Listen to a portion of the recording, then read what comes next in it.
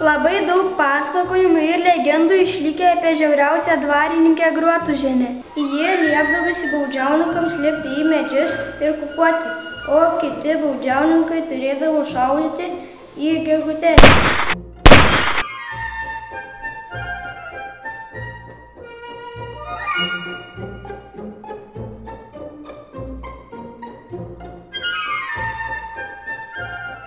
Įkinkydavosi pusnuogės merginas į vežimą vietoje arklių ir liepdavo traukti, o pati plakdavosi rimbu.